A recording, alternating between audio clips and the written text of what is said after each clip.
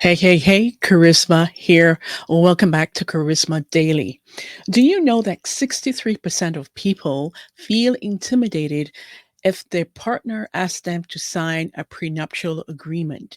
They feel but a higher risk for divorce if your partner says, well, hey, I think we should get a prenup before we come together as a married couple. And so a lot of people shy away from prenuptials and they feel away when their uh, partner asks them to sign a prenuptial agreement. So today I'm going to be getting into the pros and cons of prenuptial agreements. And I'm also going to bring you a couple of videos, one by Patrick Beck David and the other one by James Sexton. He is a lawyer, I believe a divorce lawyer. And we're going to get in and listen to what they have to say about prenuptial agreements. But before I do, I want to share with you some pros and cons about prenuptial agreements. Prenuptial agreements. So we can see here that, well, first of all, is a prenuptial agreement right for you? It used to be that most people associated prenuptial agreements with the very wealthy. However, as the benefits of prenuptial agreements become more well known, more and more people from all walks of life are using them. Uh, but this doesn't does but does this mean that a prenup is a good idea? Before you make this decision to get a prenup, you should do your research and gain understanding of what a prenup can and cannot do, as well as the pros and cons. So here's what is a prenup. Okay, so a prenuptial agreement aims to help future spouses protect their property, clearly outline their finances before marriage, and plan for the future. When drafting a prenup, both parties must have their own legal representation to ensure that the prenuptial agreement is mutually beneficial and doesn't overwhelmingly advantage one spouse over another. So things that can be included in a prenup: assets each party brings to the marriage, any debt that had been accrued, property you wish to remain separate, family assets and property, business interests, property provisions for assets to be set aside for children from previous relationships. These are just a few things that may be included in a prenup. And it goes on. So, what cannot be included in a prenup? Child custody and child support. So you can't include those other things. Okay. So those two things cannot be included in a prenuptial agreement. So here's one pro about having a prenuptial agreement. A prenup will protect your wealth. So this is one of the greatest benefits of establishing a prenuptial agreement because it will help you and your future spouse protect your wealth. And it goes on here and it talks about when it comes to managing wealth, a prenup allows a couple to designate what property should remain separate and what should be shared. It outlines the responsibilities of each partner regarding how the couple's property and finances will be handled. It identifies each spouse's right to manage and control any individual assets on separate property, and so on and so on. Now, a con is prenups don't always hold up in court. It is true that prenuptial agreements are not always ironclad, and just because you have one in place does not obligate the court to abide by it. Now, we've been seeing in the media a lot of, especially females, who marry wealthy men, celebrities or people of high stature, famous people.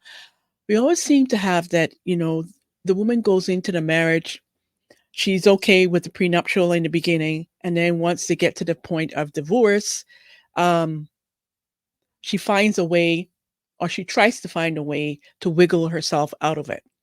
There's many cases that I can cite. And if you've been, listening to the news, you hear it all the time. The woman wants to break the prenup. I believe it's Jeannie May. Is that her name? I think that's her name. I could be saying that name wrong.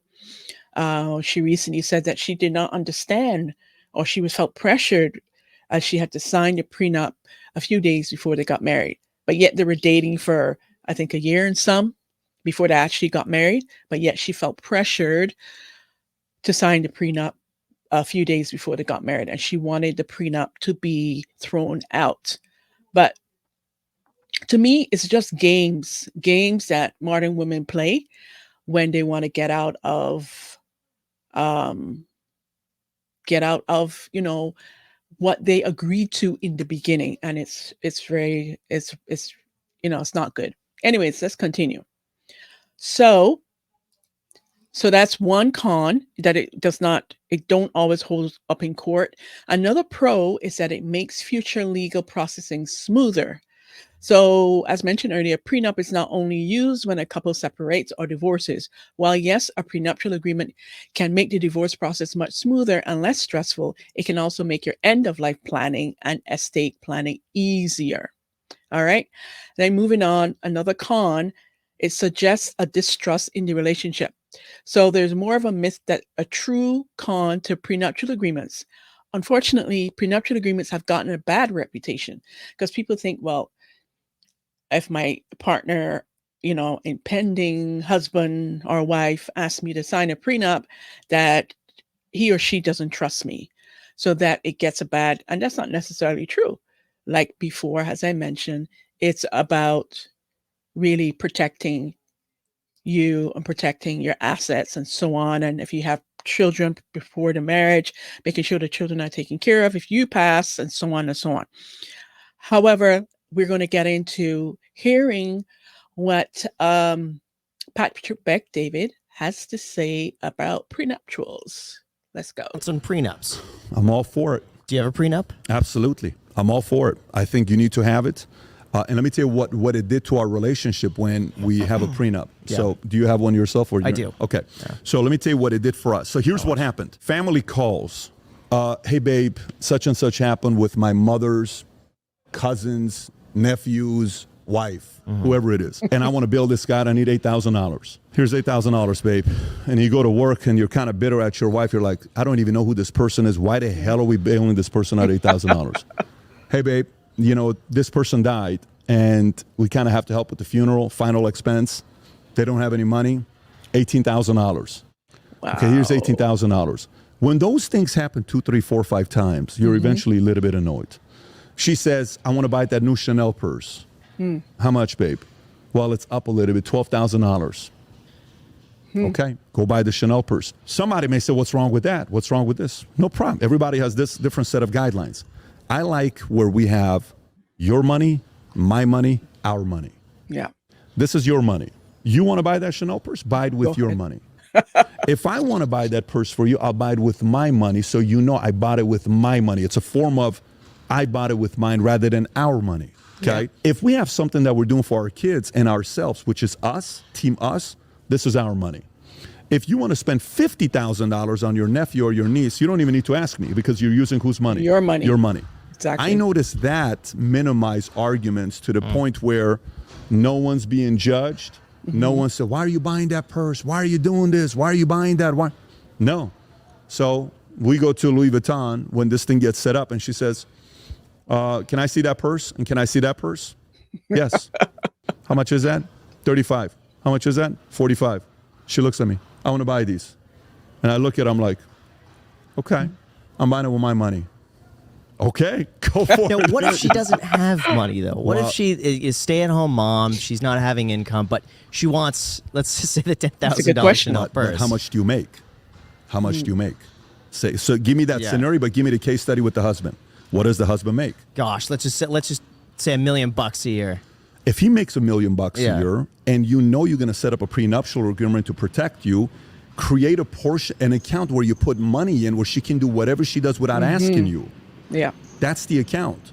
So whatever she wants to buy without asking, because I'm in the business of minimizing arguments. So for example, the biggest business issues I've had in my life is because I hurried a contract too much without us getting those additional 3 disclaimers in there that if this happens, here's how we exit this.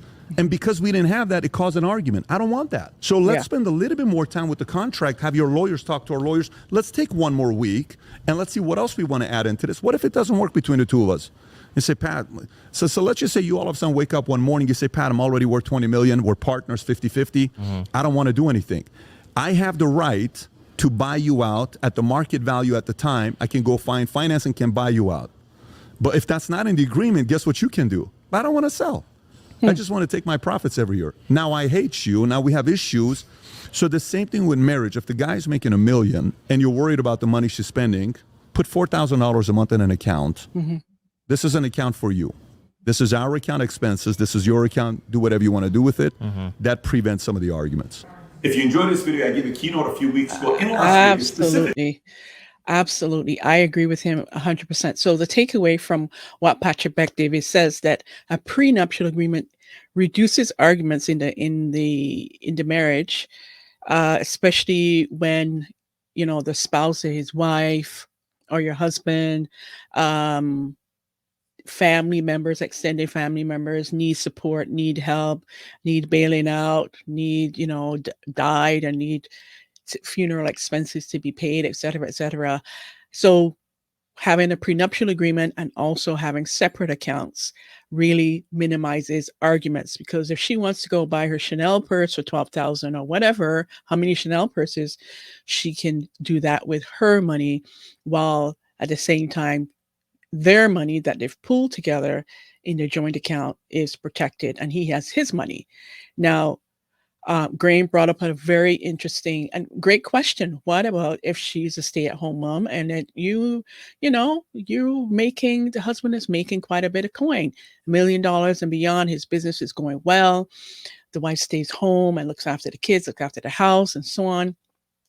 What about if she wants to spend things? And he said, as you heard him, that it would be, put aside money in account for her every month so that she can buy whatever she wants. It doesn't dip into the household. It just for her to do whatever she wants. So she can spend it all.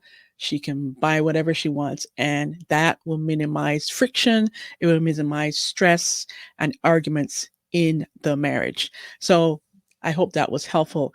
Moving on, let's hear what James Sexton has to say.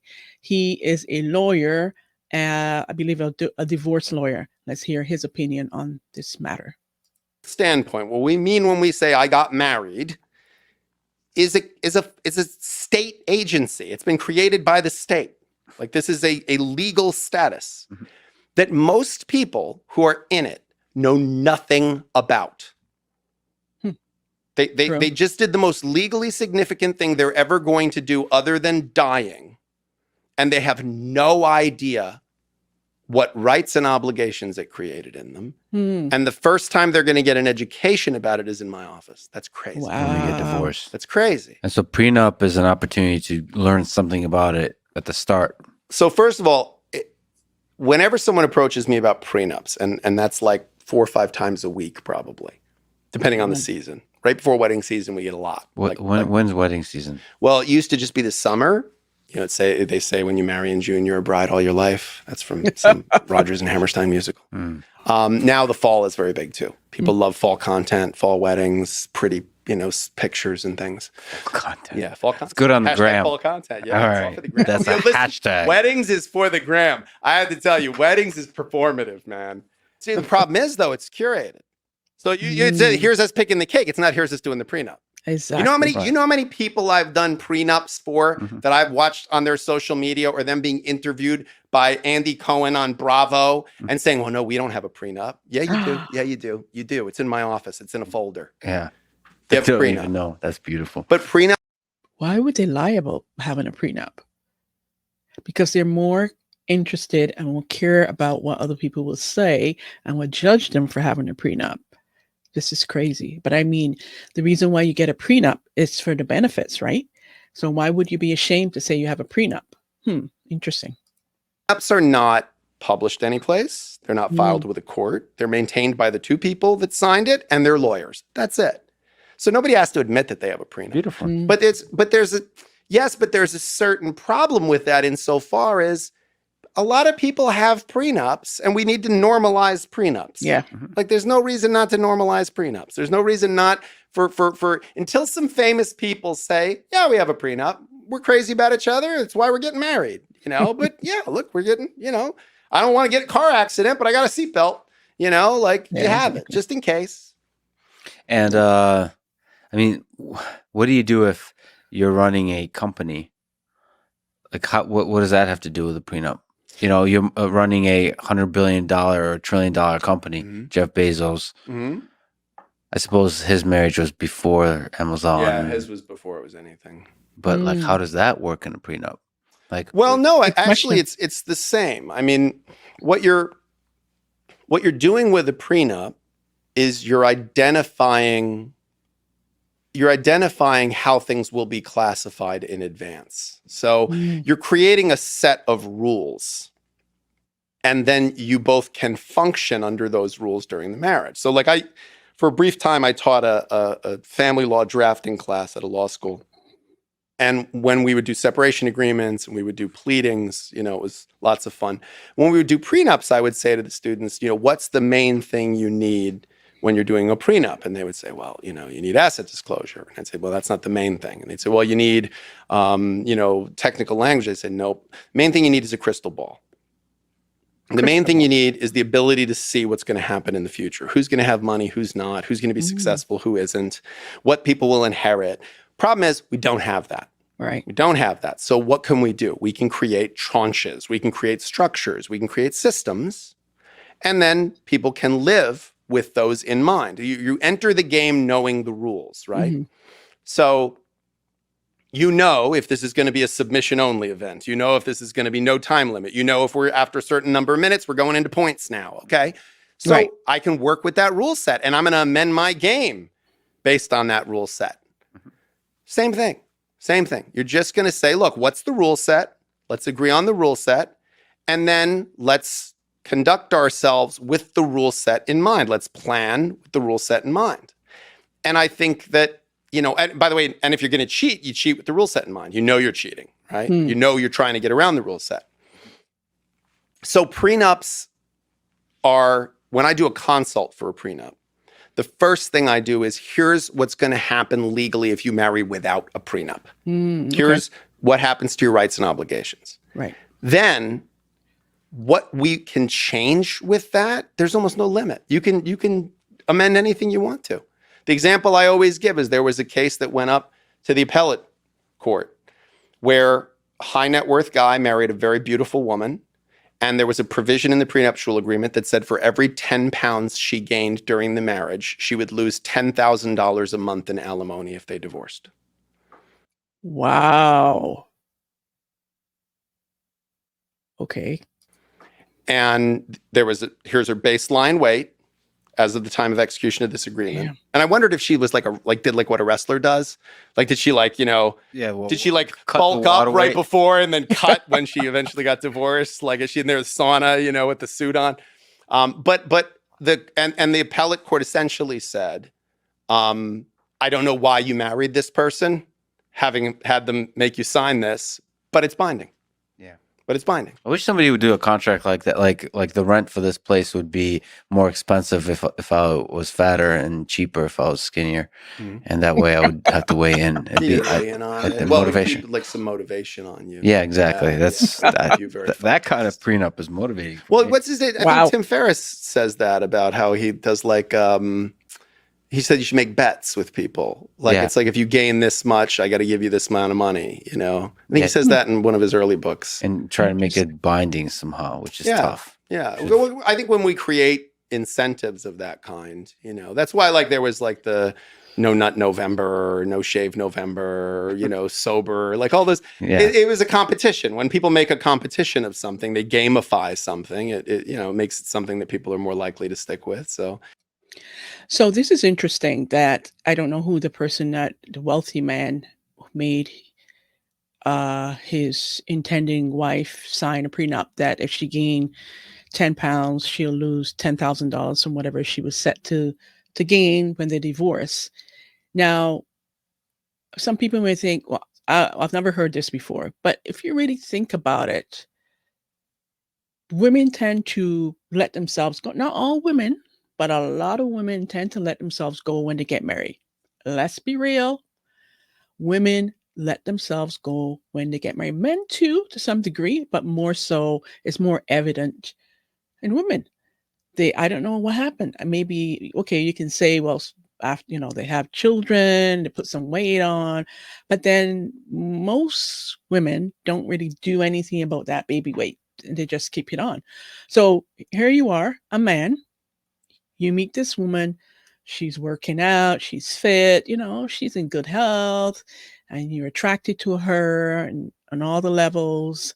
And then you guys get married. And whether or not she has kids, she starts putting weight on. And she doesn't seem to want to do anything about it for the most part. Now, for you feminists come for me, I'm not talking about all women, but we know that majority of women and some men let themselves go after they get married. So this wealthy man, he knows. So I don't know why he linked it to, because I guess he wants her to maintain her good health, in good health. Maybe there's a specific reason why he set that up in the prenuptial agreement, but that she agreed to it.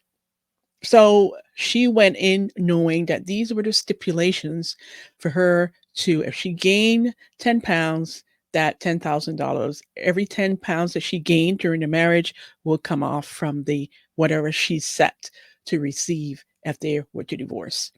So, I mean, it may sound harsh, but if you are in your right mind and your right faculties and you agree to it, then you agree to it. Is all I'm saying, right? So let's continue. I mean, I guess a prenup be interesting. There, the problem is there's also people put in prenups what's called fidelity clauses. Uh-oh.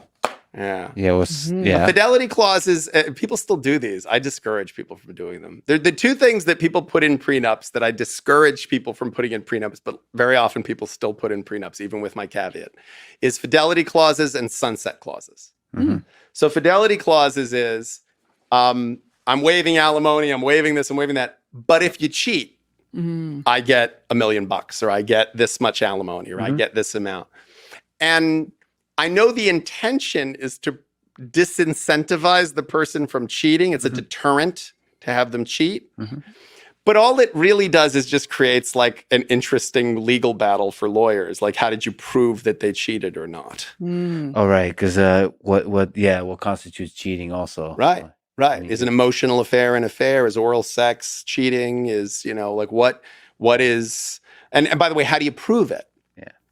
Well, I was in a hotel with her, but how do you prove that I had sex with her? Like, and it's very, very, you're opening a can of worms with that kind of a thing, but people sometimes still put them in.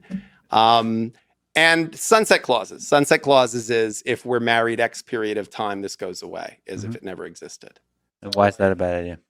The same reason the community property law in California is a bad idea. So the community property law is after a certain number of years, I think it's 7, everything, including your premarital property, all becomes marital property. Wow. And the idea of that was supposed to be that if you've been married that number of years, like you're in enough of a serious relationship now that everything is one unit, you're one person. What it actually does is creates a very uncomfortable thought experiment that people have to have at the 6-year mark. Very interesting. So everything, the sunset law or clause, everything goes away after 7 years. Well, meaning that what's separate becomes joint. Now it's if you divorce, everything I guess will go 50-50.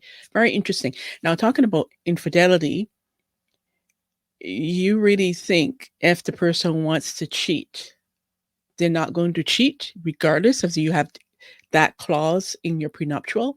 If the person's going to cheat, they're going to cheat anyway. So I agree with what he says. Like, it doesn't really deter. If the person is in them to cheat, they will cheat regardless of having a prenuptial agreement with that specific clause inside of it. Because you have to, now the honeymoon's kind of over. You might have a kid or two. and you go, okay, wait a minute. Am I so happy in this relationship that I'm willing to take all of my premarital assets and throw them in the pot right now? Because if not, I got 6 months to get divorced. Yeah. Wow. Like, and that's not, so like if you say to someone, like if you got married tomorrow and then you found a company that's worth $100 million and under your prenup, that's your separate property. But there's a sunset clause that says that your prenup goes out the window in 15 years. Man, at year 14 and 6 months, you got to ask yourself some serious questions about where's this relationship going to be in 5-10 years. That's brilliant. And that's why, kids, you pay for a lawyer. That's it. We get paid to see around corners, you know? I get paid to be paranoid. I tell people that all the time. Wow. Interesting. Prenuptial agreements are quite dicey, as you've heard. You've heard me read about some of the pros and cons. You've heard what Patrick Beck-Davids have said about it, and then James Sexton's take on it. Now, he had some really interesting takes and sort of cautionary advice when it comes to prenuptial agreements and having certain clauses in it. Now, as I opened the show with the stat that 63% of people thinks it's riskier if their intended spouse asks them to sign, riskier to get a divorce if their impending spouse asks them to sign a prenuptial agreement. So they think, well, okay, if he's asking me or she's asking me to sign a prenuptial agreement, more likely we're going to end up in a divorce. And for what I would say, I mean, I'm no lawyer, so I'm just giving my 2 cents here. I've been married. I've never signed a prenuptial agreement. But it all depends though. I mean, if there's a lot on the table, it all depends on where you are in your life, what you're bringing to the table, what he's bringing to the table. And I think that it's something that's worth considering. I don't think it has anything to do with trust. I think it's something that you're both adults. You know what can happen. You're not preparing for divorce. I don't think you should go in preparing for divorce. But I think that if you've worked all your life, worked hard over the years, you've accumulated access, you're worth a certain amount of money, millions of dollars, you have children or don't have children, but you've now come along, you've met this person after you've built up all your assets and you're going to marry. I think there should be a consideration for a prenuptial agreement. Because especially with the day and age of modern women, I mean, they can decide to throw in the towel after a year. So I think prenuptial agreements are a good thing, and I think they should be considered. And that's all I have to say about that. I'd love to hear what you have to say. What's your experience with prenuptial agreements? Have you been married and had them, or how did it go? Did you divorce and it kicked in, or was it thrown out? Or if you thinking of getting married, want to get married, but you don't want to either ask your spouse to sign a prenuptial agreement, or you don't want to be asked because you think it's something to do with trust or lack of trust, and you think that it's riskier, and you think it's like, okay, if we do this, we're preparing to be divorced. I want to hear from you. Bye for now, and take care.